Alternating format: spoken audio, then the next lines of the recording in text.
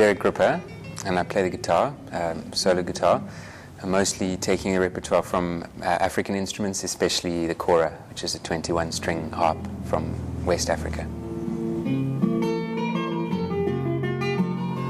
I became very interested in one particular musician called Toumani Diabaté, and in particular an album that he made in 1987, which was a solo Kora album called Kora.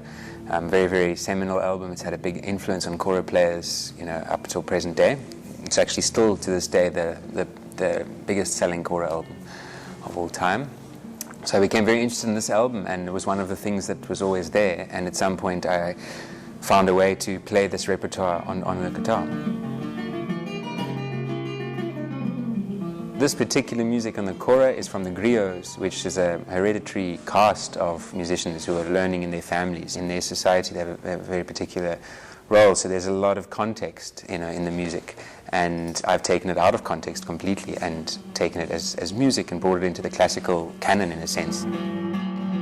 This music is traditional music, so you'll have many, many variations of one piece played by many different players. So I've rather focused on the individuals and interpreted their compositions of these traditional pieces.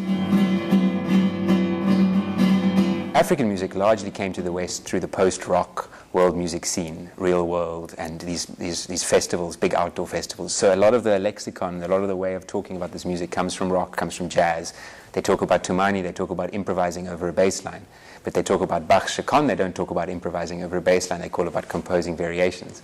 And as I got deeper into Toumani's music, I discovered that he wasn't improvising over a bass line, he was composing. And the way that the music unfolds over multiple performances as well is very much closer to the tradition of composition and improvisation within composition, which has somewhat been lost in the classical tradition.